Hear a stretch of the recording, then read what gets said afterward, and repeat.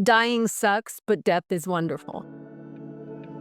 Welcome to the Orykl Podcast, where spirituality, inspiration, and education come together. We have 3 playlists. In Spiritual Stories, we explore profound moments in personal spiritual journeys. In Spiritual Entrepreneurship, we share insights to help spiritual practitioners and their businesses thrive. And in Spiritual Leadership, I offer my perspective on leading with authenticity and heart. Hello and welcome everyone to the Orykl Podcast. Today I'm very excited to welcome Louisa Peck to the podcast. Louise is a near-death experiencer. She's an author and intuitive whose journey has been shaped by profound encounters with the other side. Following her NDE at age 22, she was led on a lifelong exploration of consciousness, spirituality, and the deeper truths of existence. She's written 2 books, Die Hard Atheist and A Spiritual Evolution, where she shares insights from her own extraordinary experiences, helping others understand the vastness of our reality beyond the physical. Louisa, it's so wonderful to have you. Thank you so much for coming on the podcast. Thank you so much, Lena. I'm happy to be here. Let's start, Louisa, with telling the audience a little bit about yourself today. What are you involved in, and who is Louisa Peck today? I think what's valuable for your audience is I am here to say that the other side is absolutely real because I wanted so much for it not to be. That's why my book is called Die Hard Atheist, because I was raised atheist and I did not want to change. And that guides and angels on the other side do want us to heal our traumas. They do want us to outgrow them. And I think what they want most is for us to learn how to put love at the center of our lives instead of fear and selfishness. So I'm a perfect candidate for that because both of my parents had childhood trauma, and that's due to some generational trauma. So in my mother's case, my grandmother's case, her mother died of typhoid fever when she was 11, and she got a total evil stepmother. So she didn't have a very emotional side. So my mother, when my grandmother divorced my grandfather, no one told my mother they had gotten divorced. So she was 3 at the time, and she just waited for dad to come home for years. And she's got this kind of abandonment issue. My dad was shaped a lot by the Great Depression. He kind of grew up in poverty, and he got a full scholarship to Harvard out of this intense poverty. And so it changed his whole life, but kind of alienated him from his family. So these two got together, and let's just say they did the best they could. But I grew up with the message that my mom always referred to the masses, that you want to be superior to the masses. So I sort of pictured the rest of humanity as this horde of people that I needed to rise above. And, you do that through excelling in academics, excelling socially, picking the right people, all of these really yucky things, and vanity. You got to look good. And so those were my marching orders. So at the time of my NDE at 22, I had graduated from college. I had won a whole lot of accolades in college. I was constantly taking philosophy classes and proving there was no God. I was really big on that. And I was vain, and I was in New York City. I moved there because of the nightclub scene and just wanting to drink, do cocaine, and look good and dance. And this was kind of like my parents had said, you should be a professor at Oxford. But I was kind of like, no, I'm going to be the dancing queen.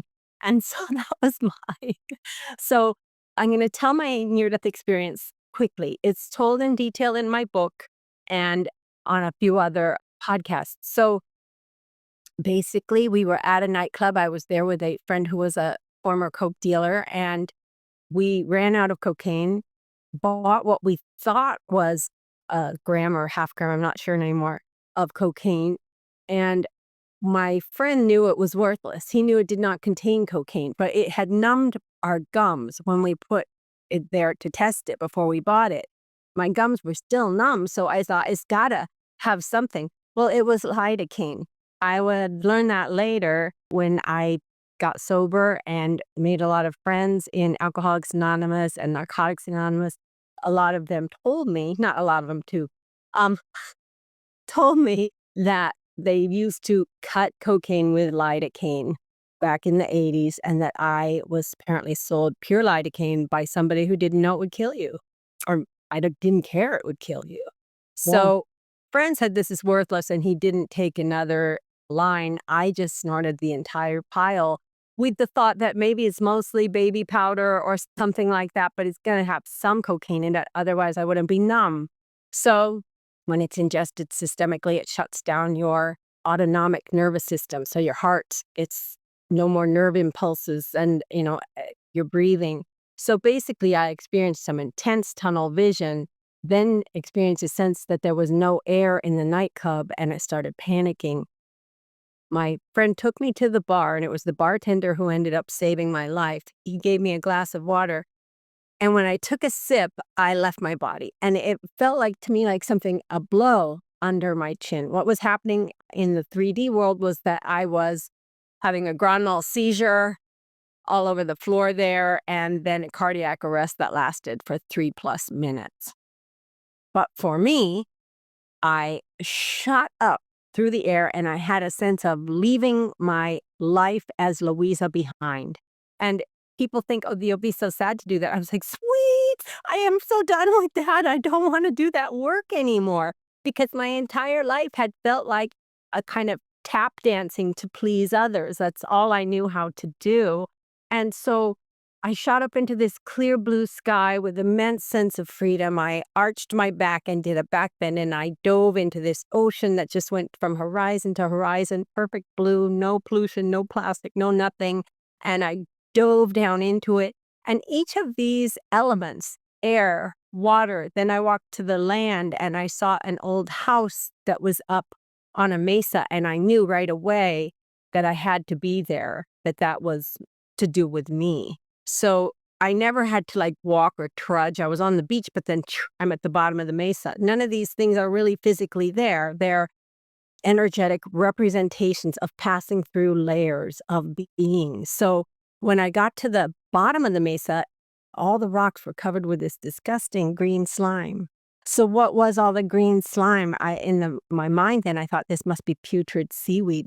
But what I know now from having talked to other NDEers who encounter this yuckiness is that it was my yuckiness. It was my vanity. It was my superiority. It was my, all of those bad ways of coping with the world that I had developed. I had to ascend beyond them.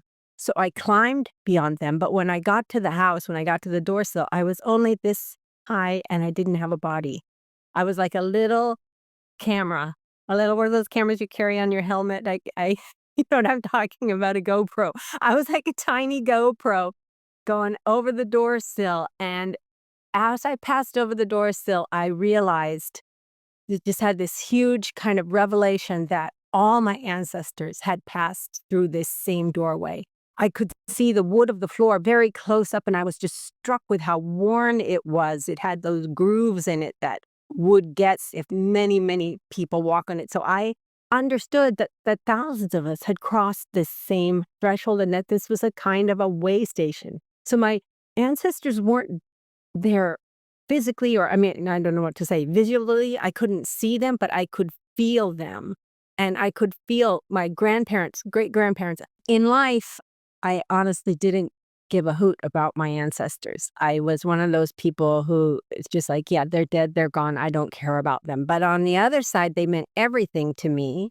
And I could feel, especially my grandfather, who died before I was born. I had only seen him as a picture in my dad's closet, but he was the most excited. So this is kind of air, water, earth, wood, what's left, fire.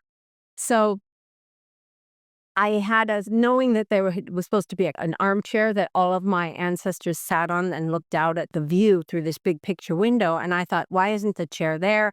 I want to see the beauty of the ocean. As soon as I thought, I want to see, something grabbed me by the sternum, a force, and it pulled me across the floor. And I was like, whoa, what's happening? I was not scared at all. And then up and over that windowsill, and then out flying over the ocean. And It was so beautiful because the sun was setting and it was making a path of gold that came across the water to me. And I zoomed over that straight towards the sun. And, fire has a lot of negative connotations in Christianity or whatever, but this was just the beauty of the sun. And my father had taught me as a good atheist that I came from the sun, that all the energy that I'd ever consumed in foods came from photosynthesis from the sun. So I had not consciously, but NDEs give you what you believe. And so I went toward this source of me. And as I got closer, I kind of thought, wow, am I going to vaporize? What's going to happen here? But instead, I passed through this kind of like veil or mantle or scrim, or I don't know what to call it. But I could feel something. And then I was inside the sun. And in the sun was the light and a being that held me and poured love into me. And so for me, the feeling of the light in me was like, finally, I was complete. I had the thought, finally, finally. And the sense that the tap dancing was over, the trying to prove myself was over. And there was only love. I wanted to stay there.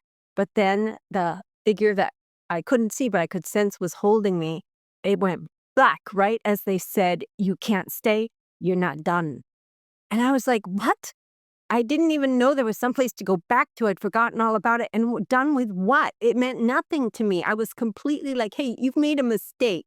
You've made a big mistake. I need to stay here. And so I got very angry and wanted to fight, throw a tantrum. Actually, I also felt myself drop. I felt dropping. So my vibration, I know now, had been going higher as I had moved toward the sun. And now when he said you have to go back in the blackness, it dropped. That was a little taste of hell. Just a little taste of, if I kept going. But I only dropped low enough to get back in my body. Wow. And when I came to, I had sweat, a huge pool of sweat. But here's what remains, is the fact that I had ingested enough lidocaine, I think, to kill a horse. I had ingested, people with 5% lidocaine tubes have successfully committed suicide. So why did I come back? Was it in the sweat that I was in this pool, like Alice in Wonderland? I was in this pool of water that I thought they had thrown on me, but I was told later, no, that just came out all your pores when you came back. How did the spirits do that? This is incredible. I'm kind of at the edge of my seat. And also at 22, wow, what a change, right? To have experienced this from the life that you had led up to now, because I can imagine from this point onwards, your life must have changed. Not one bit. No, this is what I did. I went the next day. So I didn't go to the hospital because when I figured out the ambulance was coming to get me, I said, no, no, no. I don't want my parents to know that I died. The bartender had come and talked to me. I had not even thanked him. I had just kind of felt like, oh my God, he's 30 and he had his mouth on my mouth. That's so uncool. I was still me. So when I thought about it the next day, I'd never heard of an NDE. In 1982, I think that Raymond Moody's book came out in 1975, but it wasn't in the mainstream. So I had no concept for what had happened to me except church.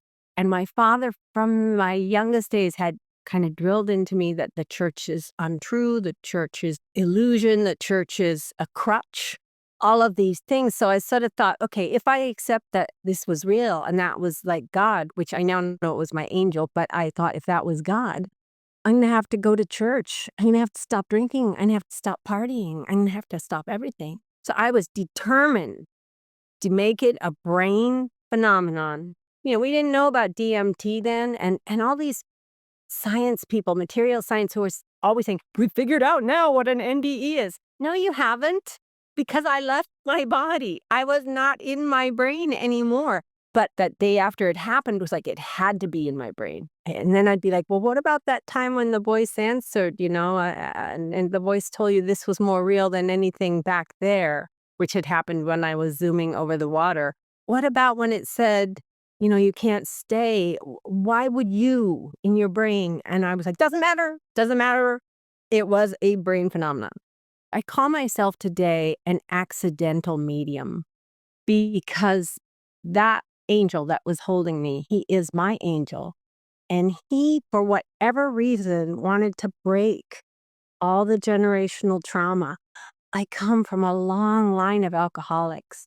My father was a very, what we call functional alcoholic. He was a law professor. He was a prolific writer, but at night he was an alcoholic. And after he retired, it just took him. And his not mother, but grandmother had been an alcoholic, and his uncles were alcoholic. I mean, there's just so much alcoholism. I look a lot like my dad. And I am the first person, I'm sober 30 years now, and I am the first person in my family to break that. And so I have a son who grew up with a sober mom. You know, when you're little, you don't understand why dad was so, in my case, loving, jovial, happy at night. And then in the morning, didn't even want to see you because you don't know he's got a wicked hangover. You think it's you, that you're lovable sometimes and you're not lovable other times. And in the morning, I would be like, what do I need to do? How can I make him be the way he was last night? And that's very harmful for a child. That's where I got all the tap dancing, this desire, deciding on my okayness based on the feedback loop I get from others. That was how I lived. So Mm. I continued living this way and I continued drinking. And so my first two paranormal after effects were dark ones because I was in a dark place.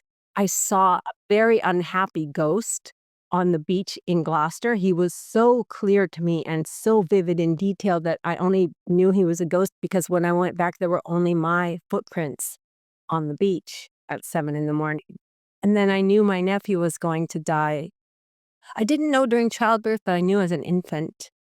And he died during childbirth. And these, I didn't know what to do with them, but I kind of had this vault in my mind where the NDE was, and I would just take this experience and shove it in the vault. Continue as before, same values, same mission to be cool. And I didn't tell anyone anything about them.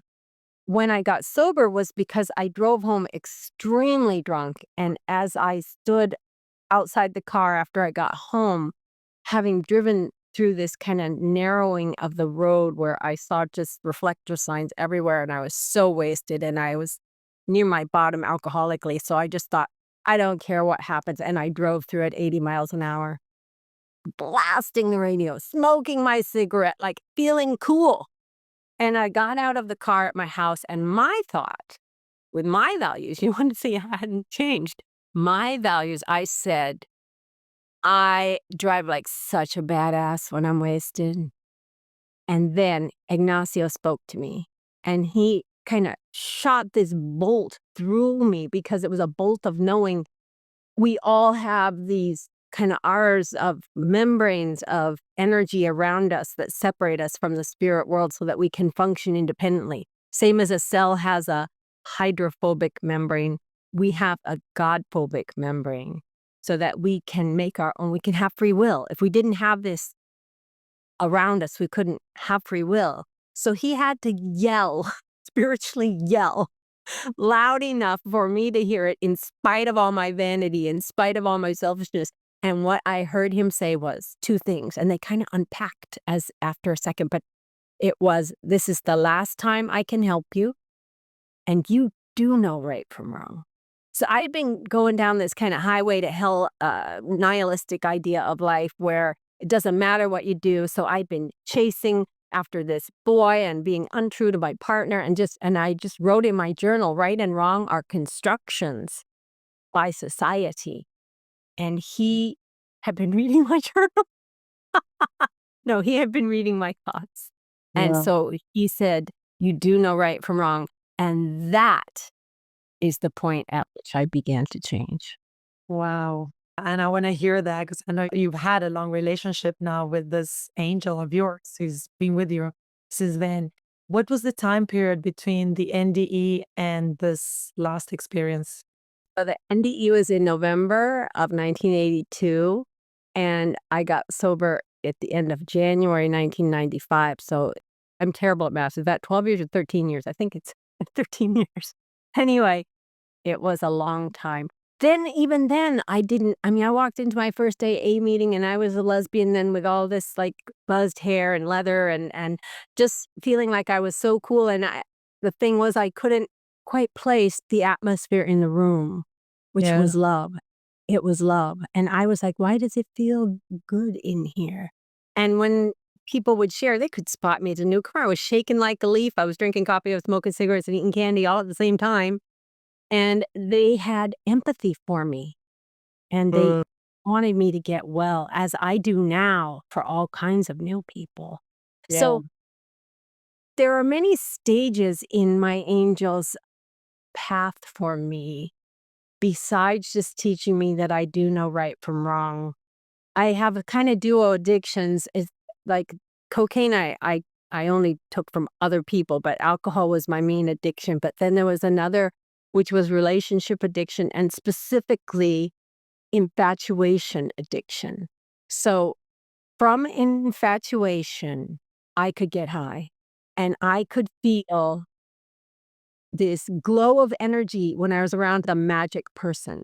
It didn't really occur to me that all of that feeling was coming. I was giving myself permission to Yeah. feel ecstatic when I was around, but it was kind of the kind of penultimate approval. If I could get approval from the magic person, I like to say I put the magic cape on them. Yeah. And if they would validate me, then I was awesome. So my partner at the time, she left me for another woman when I was how many years sober? 2002. So that would make me about 7 years sober. Anyway, I was absolutely devastated. And a friend got me to go back to meetings by telling me there's all these really cute lesbians there. And so he took me back to an AA meeting. Because when you're a mother, you kinda don't have time. Hadn't had time or energy to go. So this place had childcare. Anyway, and there I fell for a man who had given me a great big hug and told me everything would be okay. Mistake, because I got infatuated with him. Save me, save me. And so I chased him and flung myself at him for months, and one night, he was determined to be my friend and not my lover, and I was determined for him to be my lover, not my friend. And so one night we went to a Mexican restaurant, and I was like, "Tonight's the night I'm gonna seduce him, and he's gonna fall in love with me, and I'm gonna live happily ever after." And he kept inviting other people from the meeting to join us. On the way there, he invited a bunch of people, and then when we got there, people came in and he would say, "Come sit with us," and I'd say, "Oh, man," till eventually our booth overflowed, and I eventually was just having such a good time and laughing, and I realized I had not even noticed when he went to another booth full of people. So I went outside after that and I prayed to my angel, and I was praying to God then. I still didn't really know who my angel was yet. And I just said, I don't want my love to be a fire hose, just at one person. Teach me how to make it into a fountain for everyone.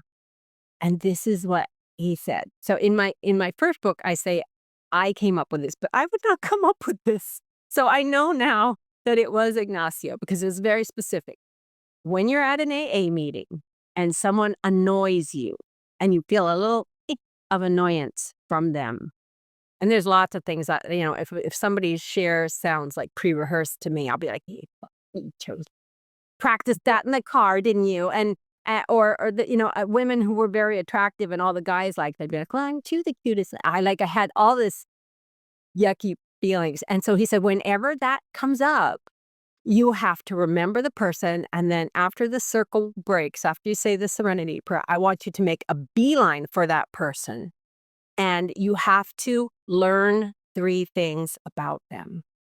Mm. And the amazing thing is that I did it. I Yeah. did it for over a year. And at first, I was annoyed all the time, but I was honest about it. So I would go and I would start by saying, something like, "Those are really nice earrings. Where'd you get them?" And then the person would tell me, or, just some little remark, maybe about something they'd said, and it would open up a conversation. And here's what happened. I Right. made so many friends. Right. And after a while, I realized that anyone who annoyed me was doing something that I did, and that's why they annoyed me. And women, the cute girls that I had been annoyed by, would ask me to sponsor them. So I would become, someone helping them get well. Yeah. And this amazing transformation happened, and my life has never been the same since then because I learned I can love at any time. And Mm. Ignacio has saved my life several times, sometimes just very upfront, like, come to an intersection, the light turns green, and he says, "Don't go." Mm. And I'm like, "What?" And so I look in the rear view, there's nobody behind me, and I said, "How long don't go?" And then this car came through the intersection going 100 miles an hour. It's different than in the movies. In the movies, there's all these sound effects, but in reality, it was silent. It just went, you know? And then I heard the sirens. And then another time, I came out of an Al Anon meeting and I had felt my brakes feel just a tiny bit soft. But he said, "You have no brakes and you're heading for a steep hill. You need to pull over." And I had like a hair appointment and Yeah. I just miss it because he had to schedule way out. And so I said, "No, no, no, I'll use the emergency brake." And he's like, "You have no brakes? Pull over now." Because I was coming to a very steep hill with a busy, busy intersection and bridge at the bottom. Seattle has a lot of hills. And I said, "No, I'll be fine." And so what he did was there was a no parking sign on the other side of the road. And he made me see that the back of that no parking sign have arterial turns. Mm. And I was confused because I saw arterial turns and I'm like, "Here? I thought it was a few more blocks here." And then, "Should I turn?" And he's like, "Turn, turn, turn." So I turn and I have no brakes at all. Mm. Nothing. I just coast very, very slowly to a stop. So I'm like, "I'm sorry." If I can ask now, how many times does Ignacio come to you, or has he come to you? Does he come once a year or once a day? Or could you call on him if you had a Oh, question? I learned to call on him. I've learned to call on him since. Why I call myself an accidental medium is I have not only communicated with Ignacio, but I communicated with my father in 2019. And that was the time when I sat down and said, "Dad, I want to talk to you." And I meditated and made contact. And then more recently, my boyfriend, ex-boyfriend, because I had to leave him because of his alcoholism return. He relapsed. And I left him in 2015 when I found out that he was cheating. So basically, during the pandemic, I talked to Ignacio all the time. That's when I got his name because I said, I'm tired of calling you Angel. Okay. Yeah. And he says, "I have had so many names in so many lifetimes, and none of them are in alphabet that you know." So Well, for me, that's just like, what? I had not even been, that had never occurred to me. So I said, "Okay, okay, but just give me something." And so he started showing me, I saw an I and a G, and then I'm like, Iggy, I only know Iggy Pop, like what? And then I kind of had heard the S. I'm like, "Ignacio, is that a name?" And he's like, and then he put an E, a big capital E, under the I, and so I said, "Ignacio," and then he was like that. And then I went and looked that up, and it is Etruscan for born of fire. sorry, it is a what? It is an Etruscan name, so Oh, pre-Greek. okay. Yes. That was his latest life, he told me. It was Etruscan for born of fire. Born of fire. Yeah. And you're still in communications with him. Yes, yes, Yeah. very much so. And then more recently, my ex-boyfriend has also been in communication with Oh, me. really? Yeah. Okay. So he came to me about a month after he died of alcoholism. So I had been trying with the rest of his family to, get him sober, and he went to treatment, but then he relapsed after treatment and we couldn't get him to go back. And I had called him and told him, "Honey," or actually called him, "Sweetheart, you're dying." And he had said to me, "Well, everybody dies." And I said, "But to die before you're 60 is a waste of life." So on his 60th birthday, he fainted and bled to death from an internal hemorrhage caused by the alcoholism. So I didn't hear from him until a month later. I was running with my iPods, and this song came on, Gloria Gaynor, "I Will Survive," which has a big, strong meaning to me from when my son's other mother left me. I would sing that song a lot, so I thought, "Okay, that's what this is about." I'm thinking about that, and then he's there, and he goes, "No, no, it's me. I survived death." And you can recognize someone's energy so clearly, and he's communicating to me. "I saw my body on the ground, and I still don't know why I died. I mean, I'm here." And, so I told him, "Yes, honey," and I just thought to him, I showed him in my mind that he was bled to death and internally, and I mean, I imagine that you're not scared of dying, or what do you think about death? Do you think about it? Do you think about the moment when you will pass, and what feelings does that bring up? dying sucks, but death is wonderful.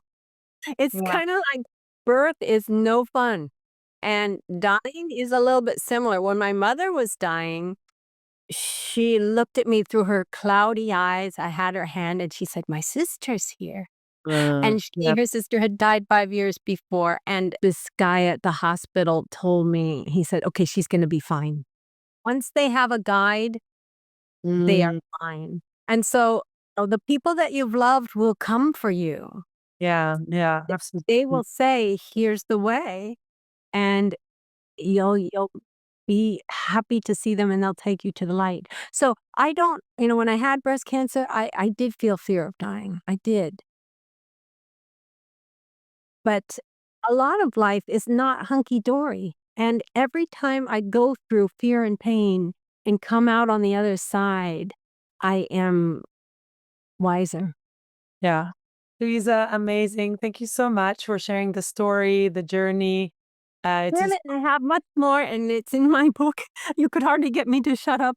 Thank you so much. I will put the link to both your books below this podcast. So I appreciate your time and thank you. Thank you so much for having me. Thanks. Bye bye. Bye bye.